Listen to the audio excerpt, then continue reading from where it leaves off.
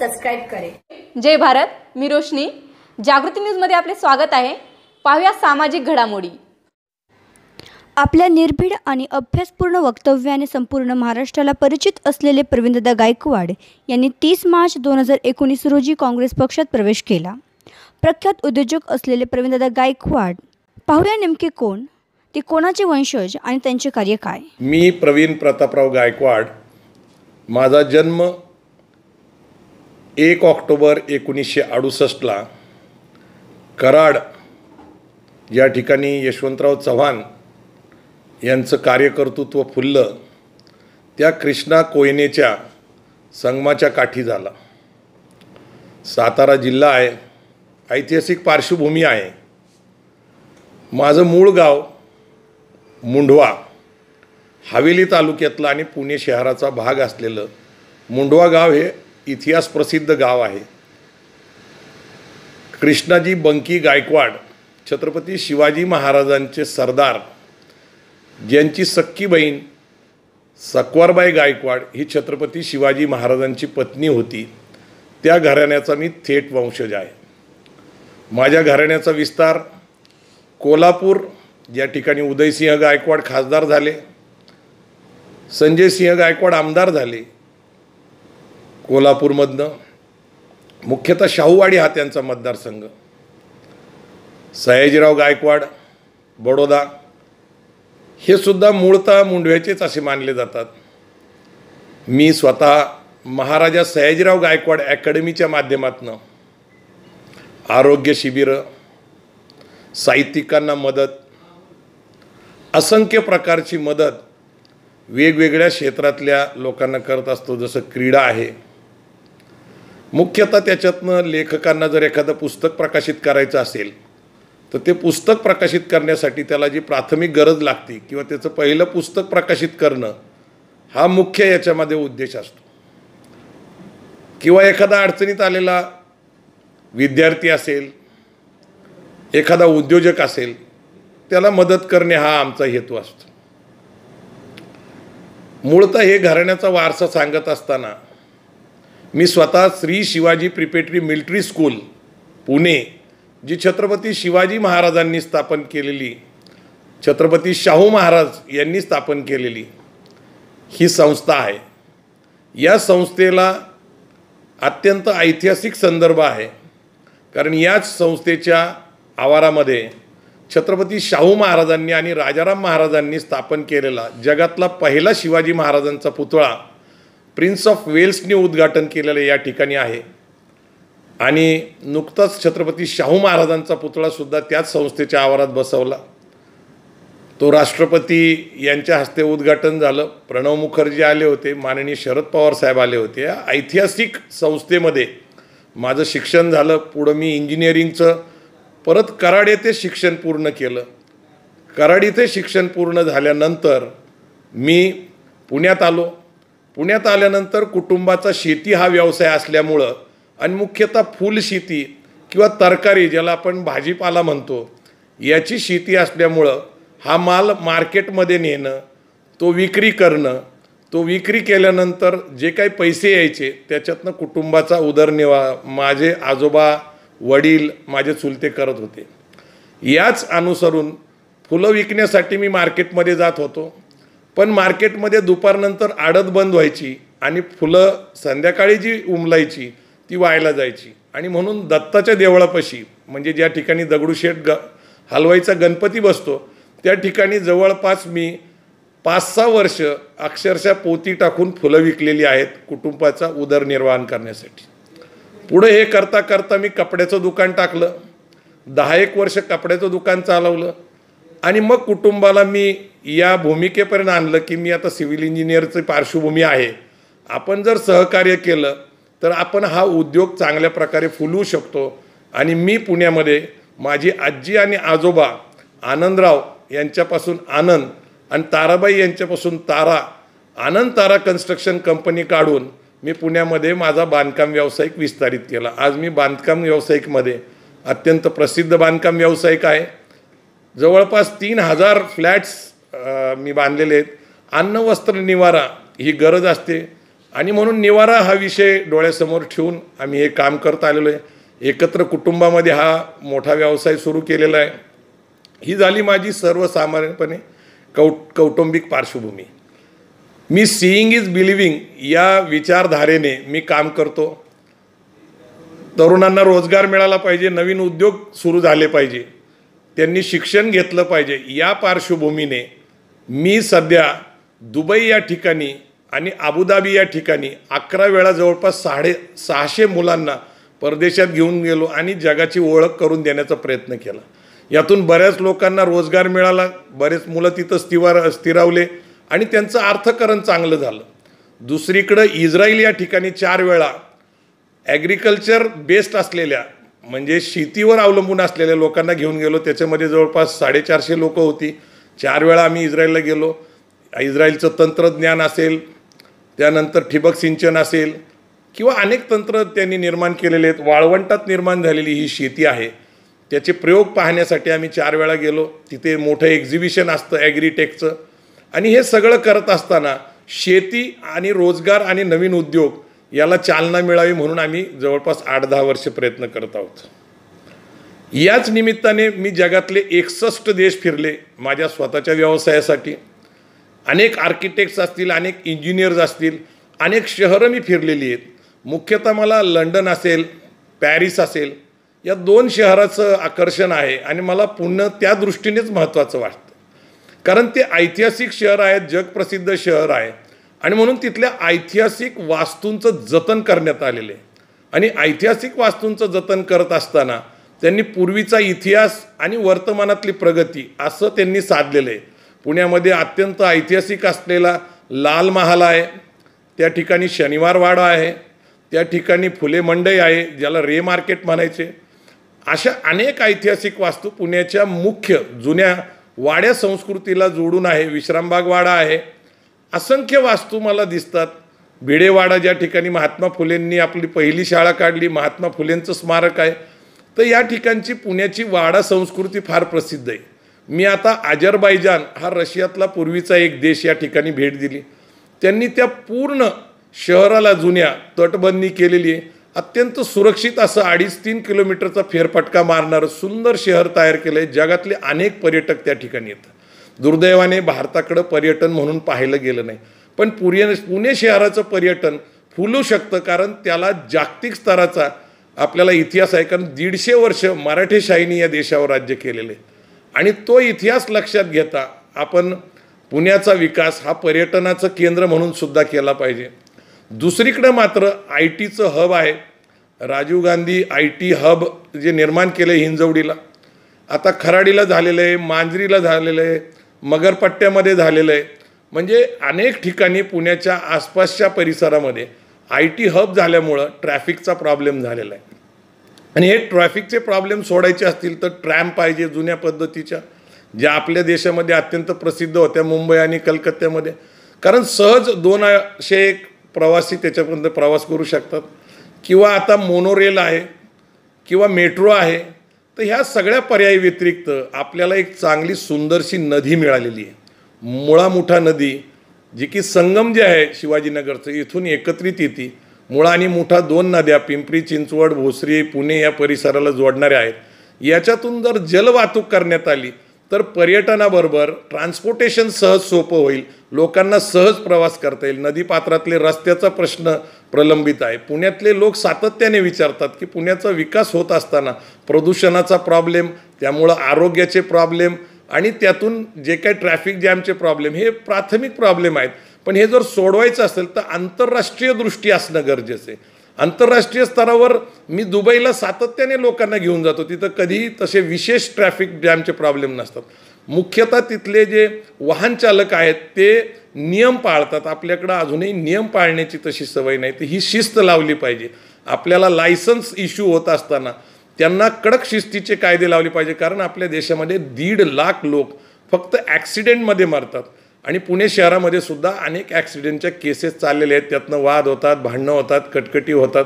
तर या सगळ्याचा विचार करता पुणे शहराचं आरोग्य मला महत्त्वाचं वाटतं. पुणे शहरामध्ये नव्याने विकास करण्यासाठी काय काय संधी आहे. मी बांधकाम व्यावसायिक असल्यामुळं मला इंजिनिअरिंग चांगलं कळतं, मी आर्किटेक्चरल चांगलं कळतं, लँडस्केपिंग चांगलं कळतं, किंवा एकूण शहराचा विकास करण्याच्या दृष्टीने काय काय गरज आहे. कारण ऑक्सिजन झोनसुद्धा बऱ्याच शहरामध्ये असतात. आता टेकड्या ज्या आहेत आपल्याकडं, हिल टॉप हिल स्लोप, याच्या विकासाचा प्रश्न प्रलंबित आहे. तिथं काय नव्याने करता येतं आहे का. मुख्यतः पुण्यामध्ये आमच्या सगळ्यांच्या अस्मितेचा जो विषय आहे ती शिवाजी महाराजांच्या नावाने आपल्याला एक शिवसृष्टी निर्माण करायची.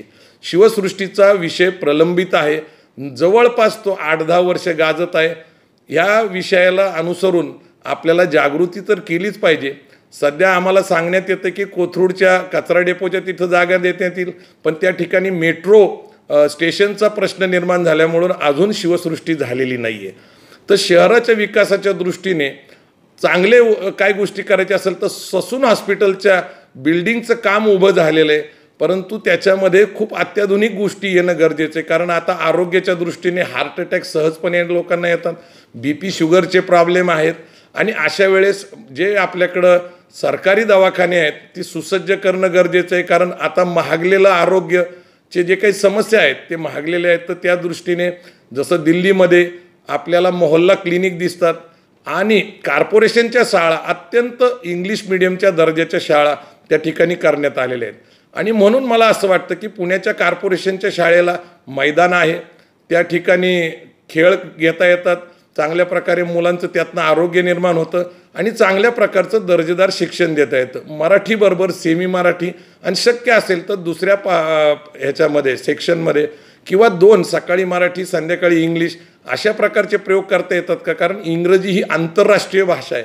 जगभर फिरताना मला इंग्रजीचा फार उपयोग होतो, आणि भाषेच्या अस्मितेत न पडता मला असं वाटतं आपण अनेक भाषा शिकल्या पाहिजेत. तर पुण्याच्या विकासाच्या दृष्टीने एक चांगला मास्टर प्लॅन माझ्या डोक्यामध्ये आहे. कारण इतिहास संस्कृती जतन करता करता अत्याधुनिक काळामध्ये आपल्याला या सगळ्या गोष्टी केल्या पाहिजे. जगामध्ये आमच्या संभाजी ब्रिगेड आणि बामसेफ संघटनेच्या माध्यमातून आम्ही जवळपास 28 देशामध्ये शिवजयंती आणि बाबासाहेब आंबेडकर जयंती साजरी करतो, आणि हे खूप आम्हाला अभिमानास्पद वाटतं. कारण ह्या दोन्ही महापुरुषांचे विचार आम्ही जगभर प्रचार करतो, देशात तर करतो. हे करत असताना मी ज्या सामाजिक चळवळीमध्ये खऱ्या अर्थाने आपल्या सगळ्यांची ओळख झालेली आहे त्या मुख्य ज्या आहेत ती म्हणजे संभाजी ब्रिगेड. संभाजी ब्रिगेड ही शिवराय फुले शाहू आंबेडकरांच्या विचाराला मानणारी, सयाजीराव गायकवाडांच्या विचाराला मानणारी, आणि छत्रपती संभाजी महाराजांना प्रेरणा मानून कार्यरत असलेली युवकांची संघटना आहे. आणि ती पुरोगामी समाजवादी बहुजनवादी विचारसरणीची संघटना असल्यामुळं समाजामध्ये प्रबोधन करून हिंदू मुस्लिम दंगी थांबवणे, कारण अनावश्यक दंगलीने हा देश अस्वस्थ राहतो, आणि अस्वस्थ देशामध्ये प्रगती होत नाही. शांतता असली पाहिजे हा बुद्धाचा जो संदेश आहे, आणि गांधीजी जे सांगतात की या देशामध्ये अहिंसा असली पाहिजे, हा विषय डोक्यात ठेवून आम्ही काम करत आलेलो आहे. प्रबोधनाच्या माध्यमातून हिंदू मुस्लिम दंगली 15 वर्षात थांबलेल्या आहेत, दलित मुस्लिम दंगली थांबलेल्या आहेत. मधल्या काळामध्ये असे अनेक प्रयोग झाले. भीमा कोरेगावच्या निमित्ताने आपण अलीकडेच पाहू शकतो की बाबा मराठा दलित संघर्ष निर्माण करण्याचा काही जाणीवपूर्वक प्रयत्न झाला होता, परंतु ते आम्ही जे लोक आहेत पुरोगामी चळवळीतले एकत्र येऊन त्याच्यावर आम्ही चर्चा केली, आणि त्यानंतर काहीही घडलं नाही. ती शांततेने आम्ही हे केलं. तर त्याच्यातलं सगळ्यात महत्त्वाचं मला जे काम वाटतं तर ते आमचं प्रबोधनाचं काम आहे. आमच्याकडे 120पेक्षा चांगले वक्ते आहेत, 150पेक्षा जास्त लेखक आहेत, आणि या प्रबोधनाच्या चळवळीतनं समाजामध्ये खऱ्या अर्थाने फुले शाहू आंबेडकरांचे विचार, ज्याला आपण राज्यघटनेचे विचार म्हणतो, कारण छत्रपती शिवाजी महाराजांचं स्वातंत्र्य, महात्मा फुलेंची समता, शाहू महाराजांचं बंधुत्व, आणि डॉक्टर बाबासाहेब आंबेडकरांनी दिलेली राज्यघटनेतलं न्याय, आणि महात्मा ज्योतिबा फुले याच्यामध्ये सत्यशोधक विचार जे सांगतात तेही याच्यात अंतर्भूत झालेले आहेत. त्यानंतर सगळ्यात महत्त्वाचं की बुद्धाचे जे विचार आहेत तेही याच्यामध्ये अंतर्भूत झालेत. आणि अलीकडच्या काळामध्ये नव्याने दुरुस्त करण्यात आलेली ती म्हणजे धर्मनिरपेक्ष राज्य. अनेक धर्माचं हा देश आहे आपल्याकडे. हिंदू आहेत, मुस्लिम आहेत, शीख आहेत, ख्रिश्चन आहेत, अनेक समुदाय. इस्रायलमध्ये जे स्थायिक झालेले आपले लोक आहेत ते या ठिकाणी स्थायिक आहेत. मुख्यतः आपण एक लक्षात घेतलं पाहिजे की धर्मनिरपेक्ष म्हणत असताना सगळ्यांच्या धर्माचा आदर केला पाहिजे आणि हा गांधी नेहरूंचा विचार होता तो सुद्धा आता अंतर्भूत झालेला आहे. आणि राज्यघटनेला सध्या धोका निर्माण झालेला आहे, कारण आत्ता जे केंद्रातलं आणि महाराष्ट्रातलं सरकार आहे हे संघ परिवाराच्या विचारधारेवर, किंबहुना भाजप हा नावाचा पक्षच नाही आहे तर हा संघाचाच विचार आहे आणि त्याच्यावर एक भारतीय जनता पार्टी नावाने एक पक्ष चालवला जातो. संघाच्या विचाराचा मूळ गाभा आहे आणि म्हणून या विचारसरणीला आम्हाला विरोध करायचा आहे. कुठल्याही व्यक्तीला याच्यातनं विरोध करायचा नाही, कारण या देशाची लोकशाही अबाधित राहायला पाहिजे. जसं भारताच्या स्वातंत्र्यासाठी काँग्रेसनी मोठी लढाई उभी केली, जवळपास 60-70 वर्षाच्या त्या लढाईतनं आपल्याला स्वातंत्र्य मिळालं, पण त्या काळामध्ये या देशामध्ये संस्थानिकांचं राज्य होतं. ते संस्थानिकांचं राज्य विसर्जित करून 15 ऑगस्ट 1947ला आपल्याला स्वातंत्र्य मिळालं आणि खऱ्या अर्थाने 26 जानेवारी 1950ला डॉक्टर बाबासाहेब आंबेडकरांनी राजेंद्र प्रसाद यांच्याकडं ज्या दिवशी रिपब्लिकन डे आहे त्या दिवशी राज्यघटना दिली. त्या अर्थाने खऱ्या अर्थाने या देशातले मालक इथले सामान्य नागरिक झाले. By the people, for the people, of the people, म्हणजे लोकांनी लोकांसाठी निर्माण केलेली लोकशाही ही व्यवस्था आपल्याला टिकवली पाहिजे. सध्या लोकशाहीला धोका निर्माण झालेला आहे. नरेंद्र मोदींचा एकूण स्वभाव बघितला, एकूण राज्यकारभार बघितला तर हुकुमशाही प्रवृत्तीची ही व्यक्ती जितक्या काळ या देशामध्ये राहील तोपर्यंत लोकशाहीला धोका आहे असं मानण्यात येतं. असंही बोललं जातं की पुढच्या काळामध्ये कदाचित निवडणुका होणारच नाही आणि या सगळ्या विषयाला अनुसरून संभाजी ब्रिगेडची पुरोगामी चळवळ आहे. याच्या माध्यमातून जे आम्ही प्रबोधन केलं त्या सगळ्या सामाजिक चळवळीतल्या कार्यकर्त्यांना आम्ही आव्हान केलेलं आहे की तुम्ही काँग्रेसबरोबर, राष्ट्रवादी काँग्रेसबरोबर, शेतकरी कामगार पक्षाबरोबर जी आघाडी झालेली आहे, रिपब्लिकन पक्षाचे कवाडे गट असतील, गवई गट असतील, असंख्य लोक याच्यामध्ये आता सामील झालेले आहेत. कारण हा देश वाचवला पाहिजे, ही लोकशाही वाचवली पाहिजे, हे संविधान वाचवलं पाहिजे. मी माझ्या जीवनामध्ये 8 वेळा महाराष्ट्राचे दौरे केले. त्यापैकी सर्वात महत्त्वाचा जिजाऊ रथयात्रेच्या निमित्ताने जे प्रबोधन झालं त्याच्यामध्ये अनेक विषय होते. त्यापैकी अंधश्रद्धा असेल, शिवराय फुले शाहू आंबेडकरांची विचारधारेचा प्रचार प्रसार असेल, ग्रामगीता याच्याबद्दल सुद्धा आम्ही चर्चा केली, संत तुकडोजी महाराजांची. आणि याच्यातनं जे काही संदेश द्यायचे होते आम्ही 117 दिवस सलग महाराष्ट्रातल्या प्रत्येक तालुक्यामध्ये जाऊन प्रबोधन केलं. त्यानंतर शिवशाहू यात्रा युवराज छत्रपती संभाजी महाराजांना घेऊन, जे शाहू महाराजांचे वंशज, महाराष्ट्राचा दौरा केला. 48 दिवसाचा दौरा होता. त्याही वेळेस फुले शाहू आंबेडकर, सयाजीराव गायकवाड आणि मुख्यतः शिवाजी महाराज आणि मुस्लिम समाजाचं काय नातं होतं, कारण इतिहासामध्ये हिंदू मुस्लिम दंगलीसाठी शिवाजी महाराजांचा उपयोग केला जातो. परंतु आम्ही हे सांगण्यात यशस्वी झालो की शिवाजी महाराजांच्या सैन्यामध्ये 38% मुस्लिम समाज होता. त्यांचे अंगरक्षक असतील, त्यांचे अनेक सहकारी असतील, अनेक प्रमुख असतील, हे मुस्लिम समाजाचे होते. त्यामुळे शिवकालातला जो संघर्ष होता तो न्याय आणि हक्कासाठी होता. शेतकरी त्या काळातले कामगार, कष्टकरी लोकांसाठी होता. आणि हा संघर्ष आजच्या काळामध्ये द्वेष पसरवण्यासाठी होऊ नये त्याच्यामध्ये आम्ही यशस्वी झालो. आज छत्रपती शिवाजी महाराजांच्या नावाने छत्रपती शिवाजी मुस्लिम ब्रिगेड आपले कर्नल सुरेश पाटील चालवतात. त्याला मोठ्या प्रमाणामध्ये यश आलं आहे. सुभान अल्ली त्याच्यामध्ये काम करतात. अनेक लोक याच्यामध्ये जोडलेले आहेत. मी व्यवसायाच्या निमित्ताने अनेक उद्योगधंद्याशी संबंधित आहे, अनेक सामाजिक चळवळीशी संबंधित आहे. 3000पेक्षा जास्त शिवराय फुले शाहू आंबेडकर, सयाजीराव गायकवाडांवर मी व्याख्यान दिलेली आहेत आणि त्यामुळे मी एक चांगला व्याख्याता म्हणून प्रसिद्ध आहे. दुसरी गोष्ट, TV चॅनलवर ज्यावेळेस वादविवाद होतात, अनेक चॅनलवर मी माझी मतं परखडपणे मांडलेली आहेत. कुठल्याही जातीचा, धर्माचा द्वेष न करता इतिहासाच्या संबंधाने जे काही सत्य आहे ते सांगण्याचा मी प्रयत्न केला. हेच करत असताना मराठी बांधकाम व्यावसायिक संघटना आहे पुण्यामध्ये, त्यांच्याबरोबर मी सहकार्य म्हणून सक्रिय काम करत आहे. दुसरी गोष्ट, मराठा एंटरप्रेनर्स असोसिएशन आहे, ती एक व्यावसायिकांची, उद्योजकांची संघटना आहे, त्याच्याशीही मी जोडलेलो गेलेले.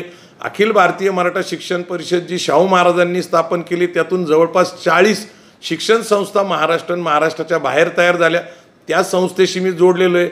अनेक अशा शैक्षणिक चळवळी आहेत. पुण्यामध्ये शिवाजी मराठा सोसायटी आहे, श्री शिवाजी मेमोरियल सोसायटी आहे, अनेक बँका, अनेक पतसंस्था यांचा मार्गदर्शक मी काम करत आहे. मला मुख्यतः असं वाटतं की घटनेने दिलेलं जे अबाधित ठेवलं पाहिजे आणि आपल्याला त्यातनं न्याय मिळालं ते पाहिजे म्हणजे अन्न, वस्त्र, निवारा हे 3 महत्त्वाच्या गोष्टी आहेत. त्याचबरोबर आरोग्य आणि शिक्षण हे आम्हाला मिळालं पाहिजे.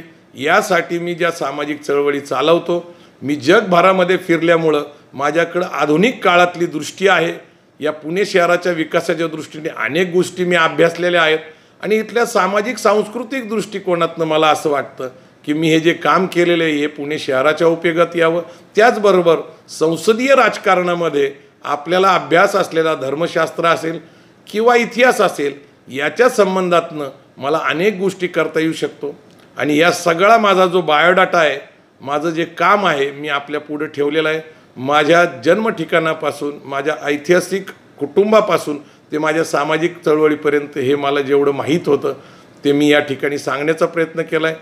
अनेक सामाजिक चळवळी आहेत ज्याच्याशी मी जोडलेलो आहे. त्याच्या मुख्यतः बामसेफ ही संघटना आहे, त्याच्यामध्ये भारत मुक्ती मोर्चा, त्यांनी खऱ्या अर्थाने माझ्या जीवनामध्ये फुलेशाह आंबेडकरांची विचारधारा आणली. त्यांच्याबद्दल मी नेहमी नम्र आणि नतमस्तक होत असतो, कारण ही विचारधारा कदाचित मला लाभली नसती तर मी भरकटलो असतो. आणि या अशा प्रकारचं काम आज मराठा सेवा संघ, संभाजी ब्रिगेड, जिजाऊ ब्रिगेड त्यांचे 32 कक्ष त्याच विचाराने काम करत आहेत. अनेक लोकांशी माझे संबंध जोडलेले आहेत आणि मी या ठिकाणी मुख्यतः माझे मार्गदर्शक डॉक्टर आ Salunkhe sir, Jaysingrao Pawar sir, justice BG Kolse Patil, justice PB Sawant असतील, कुमार सप्तऋषी सर असतील, असीम सरोदे माझे मित्र आहेत, त्यानंतर आपले चौधरी आहेत, असंख्य मी आता नावं घेऊ शकतो, भरत पाटणकर आहेत.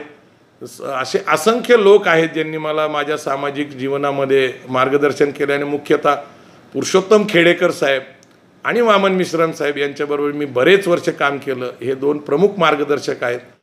मी खऱ्या अर्थाने एका पुरोगामी विचाराचा असल्यामुळं सत्यशोधक विचारावर आधारित शेतकरी कामगार पक्ष जो महात्मा फुलेंच्या विचारावर आणि कार्ल मार्क्सच्या विचारावर उभा राहिला, तसं पाहिलं तर त्याचा इतिहास फार मोठा आहे. शेतकरी कामगार पक्षाने जी आंदोलनं चालवली, जे विषय मांडले संसदेमध्ये, विधिमंडळामध्ये, त्याचे कायदे झाले आणि त्याला काँग्रेस पक्षालाही फायदा झाला आणि शेतकरी कामगार पक्षाला पण फायदा झाला.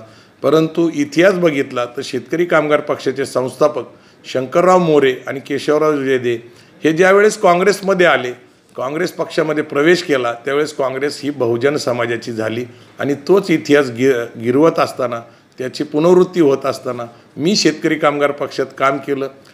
खरं पाहिलं तर मागच्या 2 वर्षामध्ये काँग्रेस, राष्ट्रवादी काँग्रेस, शेतकरी कामगार पक्ष, समाजवादी पक्ष, रिपब्लिकन पार्टी यांनी हे जे सरकार आहे, जे शेतकरी आत्महत्याचा विषय आहे किंवा स्वामीनाथन आयोगाचा विषय आहे किंवा शेतकऱ्यांच्या मालाला बाजारभाव मिळत नाही आहे किंवा कर्जाचा विषय असेल, असंख्य असे शेतकऱ्यांचे विषय असेल, कामगारांच्या हक्क आणि अधिकाराचे, न्यायाचे विषय असेल, घेऊन महाराष्ट्रामध्ये जी संघर्ष यात्रा झाली त्याच्या मी मध्ये सामील झालो. आम्ही पाणी प्रश्नासाठी पाणी परिषदा घेतल्या, त्यानंतर दुष्काळ परिषदा घेतल्या. या सगळ्या परिषदेच्या माध्यमातून शेतकरी आणि कष्टकरी कामगारांचे प्रश्न मी मांडत आलो. शेतकरी कामगार पक्षाच्या विचाराबरोबर मी सहमत आहे, परंतु नव्याने मी जो काही विचार केलेला आहे तो या देशाच्या दृष्टीने केलेला आहे. माझी या ठिकाणी ही मी माहिती ठेवलेली आहे. जय जिजाऊ, जय शिवराय.